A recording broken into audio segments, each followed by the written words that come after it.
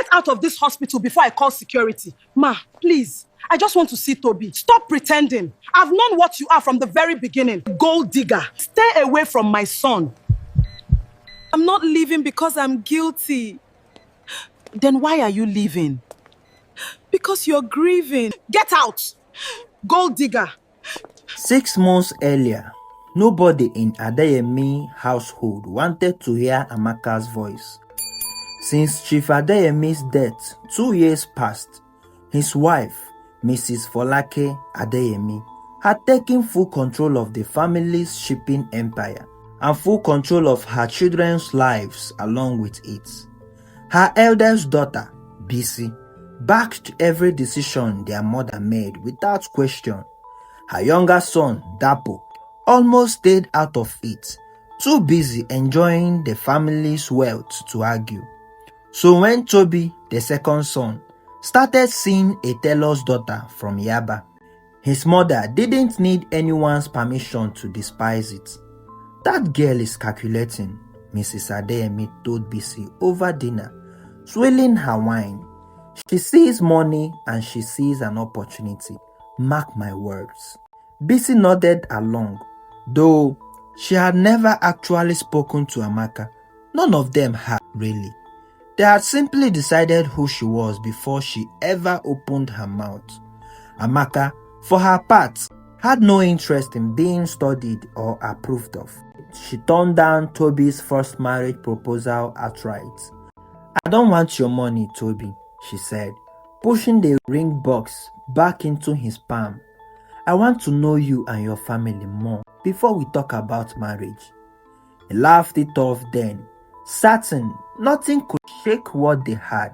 He had no idea how soon those words would be tested or how literally.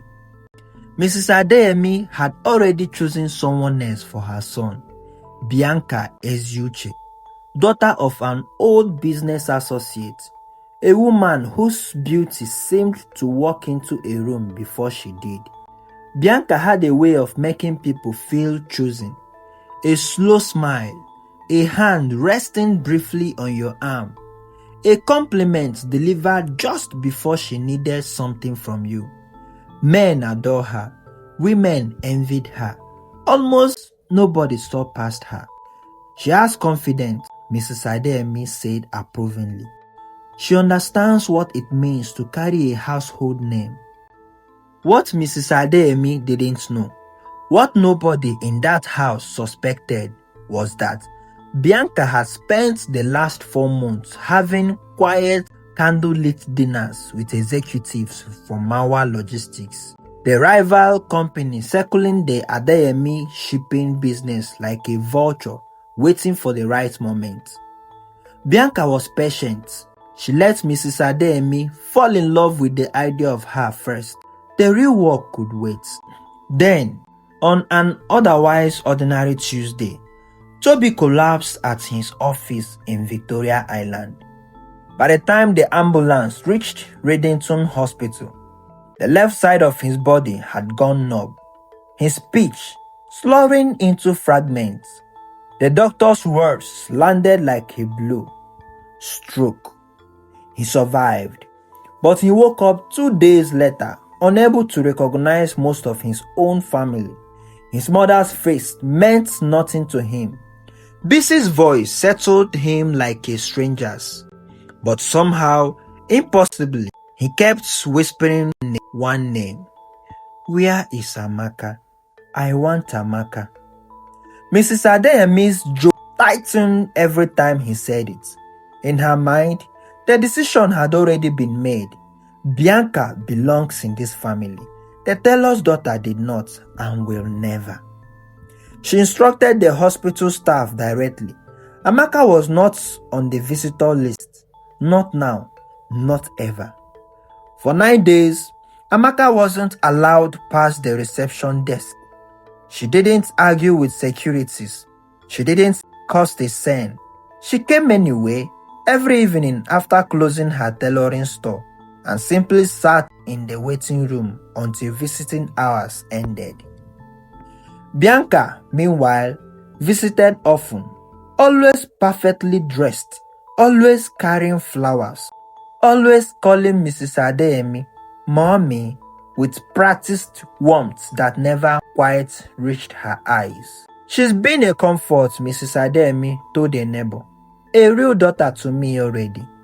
Nobody noticed that Bianca's visits never lasted long and that she spent more time on her phone in the hallway than at Tobi's bedside. Then, on the 10th night, a young nurse made a mistake that would unravel everything. The nurse, new to the world and unaware of the family's instruction, let Amaka in to sit with Tobi for 20 quiet minutes while his mother was at home resting. Amaka didn't try to wake him up or remind him who she was. She simply held his unmoving hand and talked softly about ordinary things. The noise of the market, a customer who wanted her dress finished in 2 days, the rain that couldn't stop falling that week. Tobi's finger twitched against hers, just slightly, just enough. When Mrs. Adeyemi returned the next morning and learned what had happened, she didn't explore immediately. She simply asked the nurse one question. Did he respond to her? The nurse hesitated, then admitted. His hand moved, ma. It hadn't moved in days. That small detail sat uneasily in Mrs. Adeyemi's chest for the rest of the day. She told herself it meant nothing. She wasn't entirely sure she believed that. 2 weeks later, Tobi's recovery had progressed enough that the doctor allowed a small gathering at his bedside, family and Bianca naturally. It was meant to be a hopeful afternoon. Instead, it became the day everything started falling apart. Dapo, scrolling through his phone out of boredom, came across a business gossip post naming Mawa Logistics as the likely buyer of a controlling stake in the Adeyemi's shipping company and naming an inside contact close to the family as the source of their confidence. He laughed it off at first.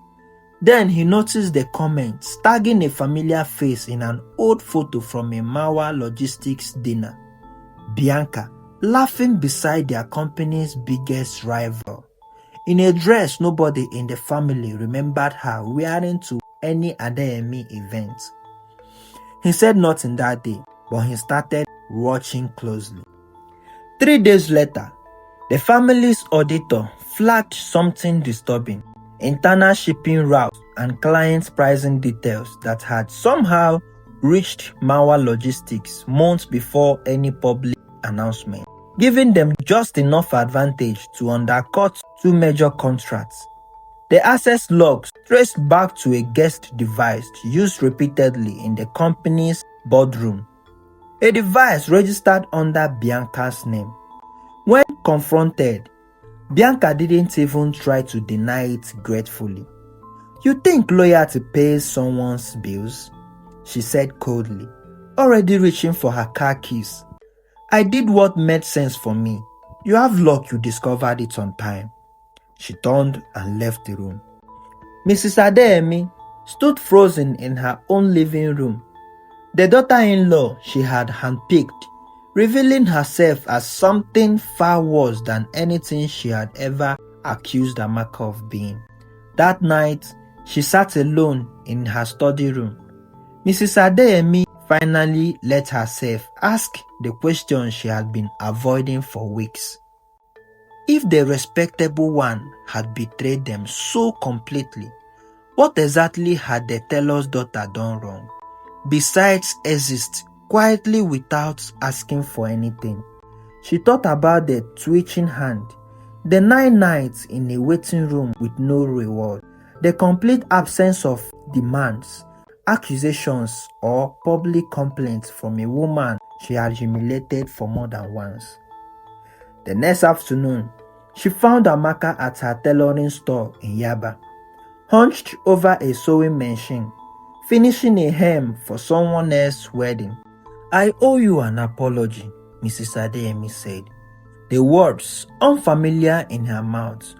I judged you before I ever gave you the chance to be wrong about anything.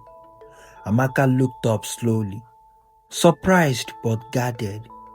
You don't owe me anything, ma. I never needed your approval to love your son. That sentence stayed with Mrs. Adeyemi long after she had left the store. Tobi's memory returned gradually over the following weeks. Fragments first, then full conversations, then, finally, clearly, Amaka's face. When his physiotherapist helped him take his first unaided steps, the first thing he asked with surprising clarity was, "Has Amaka been here? Did she come?" His mother, sitting quietly in the corner, answered honestly this time. Every night you couldn't remember her. She never once asked us for anything.